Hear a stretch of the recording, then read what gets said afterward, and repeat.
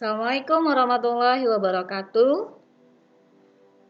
Ketemu kembali sahabat pintar. Di video kali ini masih dengan notasi sigma, khususnya pembahasan soal dari materi yang ada di video tentang notasi sigma, gitu ya. Tapi khusus kali ini kita akan bahas contoh soal yang ketiga. Kalau sahabat simak video materinya, itu tentang mengubah batas bawah dan batas atas notasi sigma gitu.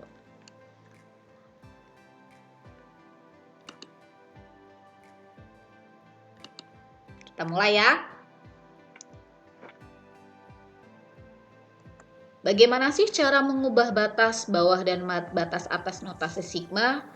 Di sini kita langsung ke contoh soalnya karena materinya sudah ada ya. Sahabat kalau masih bingung bisa lihat di materinya, di video materinya.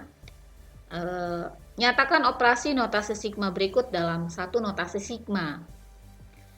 Yang A, sigma dari A kuadrat plus 1, A mulai dari 6 sampai dengan 10 ditambah sigma dari 4A plus 3, A-nya mulai dari 2 sampai 6 dengan batas bawah 2. Jadi dia minta nyatakan dalam satu notasi sigma. Kita harus paham perintah dari setiap soal ya sahabat ya. Di sini mintanya dalam satu notasi sigma. Nah di sini notasi sigmanya ada berapa? Iya ada 2. Nah dia minta dalam bentuk satu notasi sigma. Nah bagaimana caranya? Di sini dengan mengubah batas bawahnya 2. Nah yang B, sigma dari 2A kuadrat tambah 5, A mulai dari 6 sampai 15 dikurangi sigma dari 3A plus 1, A sama dengan 1 sampai dengan 10 dengan batas atas 12. Nah yang B itu dia meminta batas atasnya nih 12. Nah kita mulai dari yang A. Di video materi notasi sigma itu sudah dijelaskan. Di sini saya coba jelaskan lagi ya, mengingatkan kembali. Jika ada sigma dari K mulai dari M sampai N, ini kita bisa ubah batasnya. Kalau kita menjumlahkan batasnya, M-nya itu ditambah dengan P, salah satunya aja. Atau batas atasnya deh, mau dijumlahkan, N plus P. Maka batas bawahnya, batas yang lainnya itu dijumlahkan juga dengan nilai yang sama. Jadi kalau kita patokannya di batas bawah M plus P, tadinya M ditambah dengan P. M, P, dan N ini bilangan bulat ya. Maka batas atasnya juga ditambah P. Nah kalau sahabat mengubah batas atasnya N plus P, maka batas bawahnya itu juga harus dijumlahkan dengan P gitu. Harus dengan nilai yang sama. Nah kemudian K-nya di sini, semua K yang ada di sini, gitu yang sahabat temukan, itu harus juga dikurangi tapi. Kalau dia ditambah di sini jadi dikurangi dengan P. Semua K, karena kebetulan di sini K-nya 1 ya K min P. Tapi kalau nanti di sini sahabat temukan K-nya beberapa, ya berarti semuanya harus sahabat kurangi dengan P. Nah kalau mengurangi bagaimana? Batas bawahnya dikurangi atau batas atasnya dikurangi? Sama. Jadi ketika sahabat mengurangi batas atasnya dengan sebuah angka, dengan P misalnya, dengan P bilangan bulat, maka batas bawahnya pun harus dikurangi dengan P. Gitu. Misal sahabat ingin memulai dari mengubah batas bawah dikurangi P, maka batas atasnya pun harus sahabat kurangi dengan P gitu. Mereka harus dua-duanya, batas bawah dan batas atas.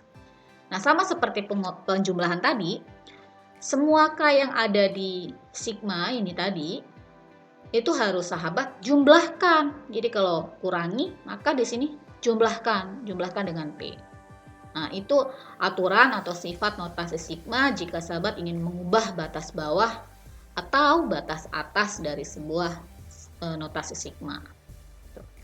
Nah, sehingga untuk pembahasannya A, soalnya ini tadi mengubah apa tadi? Iya, mengubah batas bawah jadi 2. Nah, karena yang ini sudah batas bawahnya benar 2, maka ini yang kita selesaikan.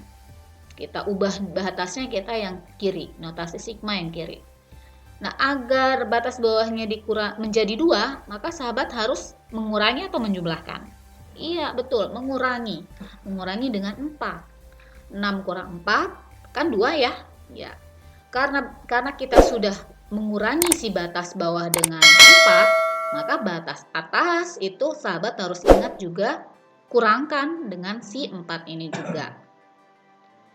Nah, kemudian A, kebetulan di sini A-nya cuma ada ini ya, A kuadrat. Nah, si A-nya ini itu sahabat harus, kalau tadi dikurangkan 4, jumlahkan dengan 4. Loh, kok dikurungkan? Iya, karena kuadrat ini milik A. Karena A-nya ini yang kita ubah, maka kita kurungkan. A plus 4. Kuadrat plus 1. 1 nggak ada masalah ya, karena tidak memiliki A. Nah, begitu pula nanti kalau sahabat temukan soal-soal yang lainnya yang sama seperti ini ya, mengubah batas seperti tadi ya. Kemudian yang kanan tidak perlu kita ubah karena sudah batasnya 2. Oke, selanjutnya kita operasikan ini. Ini 2, ini 6. Kemudian ini adalah bentuk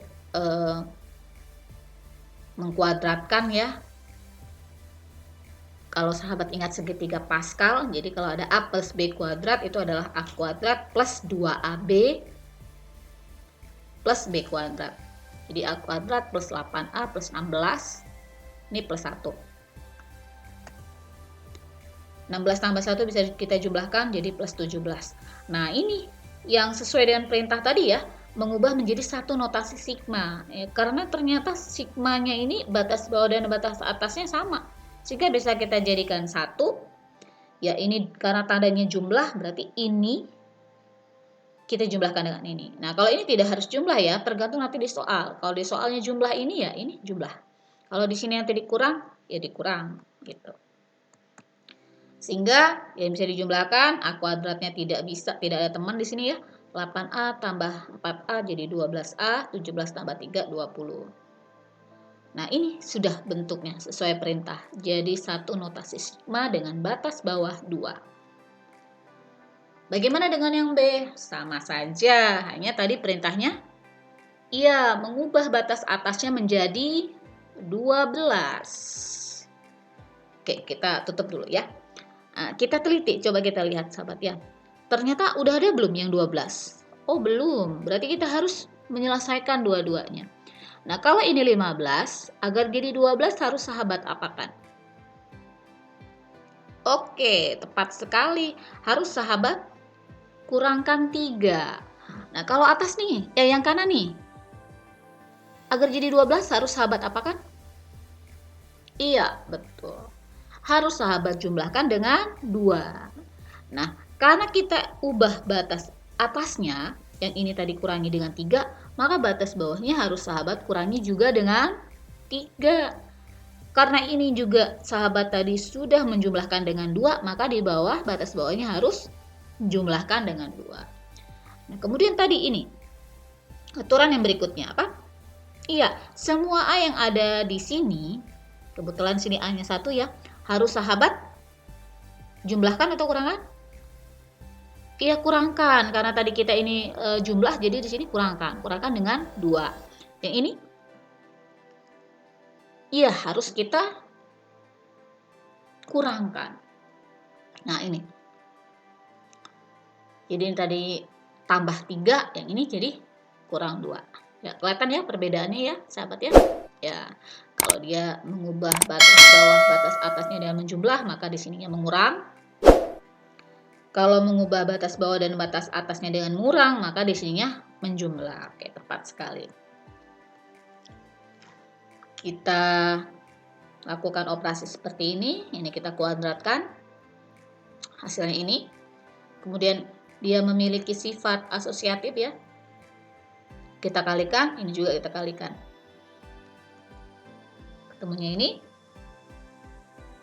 Disatukan hasilnya ini. Oke, bisa dipahami ya. Oke, mudah-mudahan bisa dipahami. Sampai sini dulu video kita kali ini.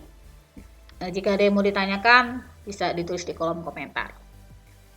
Saya akhiri, Assalamualaikum warahmatullahi wabarakatuh. Bye-bye.